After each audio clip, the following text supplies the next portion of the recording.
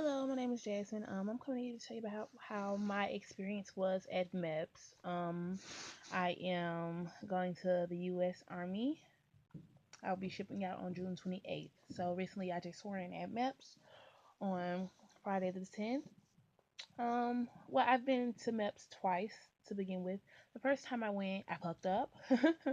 Before you go, your recruiters will tell you basically don't deviate or don't tell them anything that's not in your paperwork already, and that's kind of what I did. They kind of scared me and to tell them that I had a ticket, so I fucked up. I had to get that straightened out. But when I went back, I was able to finish everything and swear in. Um, the first thing, basically, let me start off by telling you how that thing went for MEPS. My recruiter came to get me on like a Tuesday. I spent the night at a hotel or whatever. But before that, I went to MEPS and I had to take my verification PICAT, and I got a higher score on that actually, so I was able to choose that better job. So me having to come back to MEPS actually turned out to be a good thing. But I got the job that I wanted, and I got a signing bonus.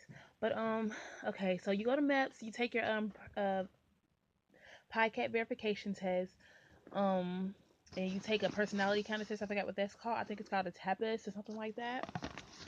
Um, And after that, you leave and go get on the bus, and then they take you to the hotel. You get assigned your room keys. We got there pretty late, so we didn't have a lot of time to really hang out or see the hotel and all that kind of good stuff.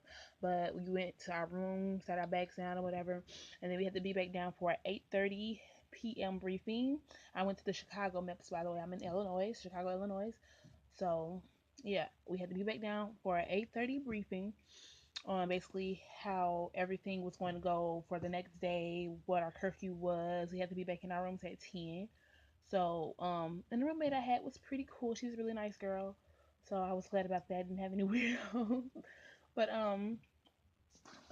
yeah. So after we had our briefing, me and her went to go sit down and eat, and we went upstairs, and then we went to sleep after that. We woke up pretty early. They make you they say the ideal time to leave out of your room is 4:45, not a minute before, but you have till 5:05 to be down. That the latest should be the latest, so you won't be running around like a chicken with your head cut off. But after that, we went to MEPS.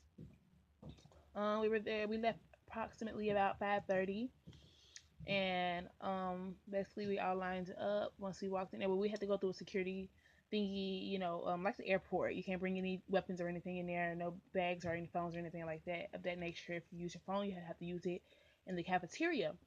But so we lined up after we come through the little the metal detector thing, and we were given a folder. We were told to either go to the cafeteria or to go to the medical briefing room. It depended on what color the folder was. So I preferably had to go to the medical briefing room. Um, there you fill out a couple paperwork. You get your blood pressure checked. You have to draw blood in medical. You actually have to take the breathalyzer. So no drinking the night before. No, no, no, no. That's not good. Um, we got our vision checked, our hearing checked. We actually sat down with a doctor and they just asked a whole bunch of questions. Basically, like I said, your recruiters will go over things with you. It's called a hot seat. Before you go in, they will tell you, look, this is what you have here. This is all the information that you told us. When you go to MEPS, make sure that information is the same. If it's not, they will try to send you home or whatever. You're gonna fuck yourself up or whatever. So, after that, we had to take a urine test.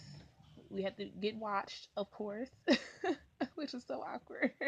I mean, it was fine. I don't know, it was too bad. But yeah. So we took the urine test.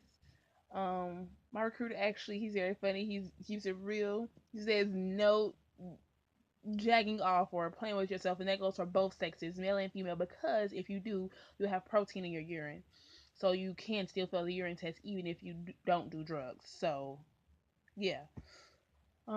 After that, we were all waiting. All the females had to come in the room together and all that kind of stuff. Had to strip down to our underwear, our panties and bra. Um, and we had to wait for every female to get in there, basically all the girls, so we could all do it at one time, so they don't have to repeat these steps again. And we did these little exercises, duck walk. We had to touch each one of our fingers to our thumb. We did different stretches. We had the I don't know, it was a whole bunch of weird stuff. And then we got our height and weight checked, of course. My roommate actually didn't make it. She was 32% body fat. Me, I was overweight. I was my goal weight is supposed to be 171, but I was actually 6 pounds over. But when I got measured, I was fine. But on the other hand, my roommate wasn't, so she had to come back, of course. But everybody else, they were fine. And then after you do these little workouts in front of everybody and like all that kind of stuff, you have your one-on-one time with your the doctor, and they basically make you strip down all the way, and except for you have them little paper cover thingy, that they give you at the hospital or whatever, so you won't be completely naked. And then they check your breast for lumps or anything, and then of course they take a look down at your goodies all down there. I guess just to make sure. I don't know what the heck they're looking for. I don't know, but it's kind of weird. But yeah, that's what they did.